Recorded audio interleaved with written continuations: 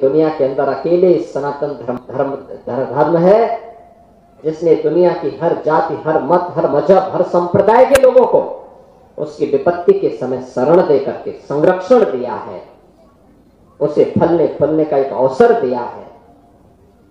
लेकिन क्या दुनिया के अंदर ऐसे ही हिंदुओं के साथ भी हो रहा है क्या? ऐसे ही हो रहा है क्या? आज बांग्लादेश में क्या हो रहा है? पाकिस्तान में क्या हुआ था? इससे पहले अफगानिस्तान में क्या हुआ था? मैं पूछना चाहता हूं उन लोगों से, कौन वे लोग थे जिन्होंने देश के अंदर सनातन धर्म से जुड़े हुए उन मान बिंदुओं को नष्ट करने का काम किया था? और क्यों किया था? उसके पीछे की नीयत क्या थी? उसके पीछे की नियति अपने बर्बर कृत्यों को अंजाम दे करके पूरी धरती को नरक बनाने की साजिश का हिस्सा था, जिसके तहत कभी काशी में काशी विश्वनाथ मंदिर, कभी अयोध्या में श्री राम जन्मभूमि, कभी मथुरा में श्री कृष्ण जन्मभूमि, कभी संभल में कल के अवतार की हरिहर भूमि, कभी भोज में ज्ञान के विस्तात्री देवी मां सरस्वती के पावन मंदिर को नष्ट किया जाता है, तोड़ा जाता है, अपवित्र किया जाता है। इन मंदिरों को तोड़ने से कभी सोमनाथ का मंदिर अपवित्र किया जाता है। इन मंदिरों को तोड़ने से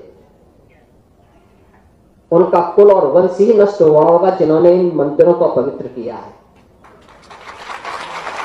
ये फैले फुले नहीं हुए होंगे, लेकिन उन्होंने दिखाया तो। और ये कारण है जब मैं आज पूछता हूं कि भाई जिन लोगों ने मंदिर तोड़े थे उनकी क्या स्थिति है वर्तमान में, तो लोग बताते हैं कि औरंगजेब के परिवार के लोग, उसके वर्तमान खानदान। मुझे कोई एक दिन बता रहा था जबकि कोलकाता के पास वो रिक्शा चलाते हैं, तो मुझे बताओ अगर उसने पुणे किए होते, इन मंदिरों को तोड़ा नहीं होता तो रिक्शा चलाता क्या? ये दुर्गति को प्राप्त करता? ये उसकी दुर्गति है। उसने ईश्वर की अवमानना की है। और मैं यही कहूंगा कि दुनिया के अंदर अगर विश्व शांति की स्थापना करनी है तो यह सनातन धर्म ही उसको कर सकता है, केवल सनातन धर्म। और भारत के अंदर सनातन धर्म ही भारत का राष्ट्रीय धर्म है। विरासत और विकास के बीच में एक बेहतर समन्वय होना चाहिए। यज्ञ उसी की प्रेरणा देता है। यानी यज्ञों के पीछे का भाव ही यही है कि इसका एक पक्ष है सांसारिक उत्कर्ष का और दूसरा पक्ष है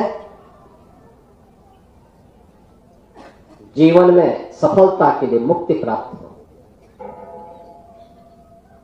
सांसारिक उत्कर्ष विरासत को बनाए रख करके भारत की परंपरा अपने इष्ट देवों से, भारत के पावन धर्मस्थलों से, मान बिंदुओं से, जो हमारे आदर्श हैं, हमारी प्रेरणा है, उनसे प्रेरित होकर के निरंतरता प्राप्त कर सके।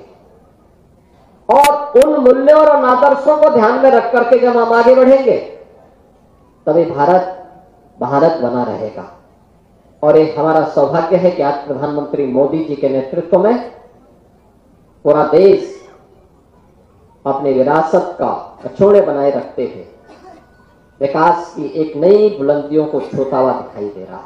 फिर से नया भारत एक विकसित भारत के रूप में आगे बढ़ रहा है। इस विकसित भारत के लिए हम सबको आगे मिलकर के काम करना होगा। और मैं बार बार इस बात को कहता हूं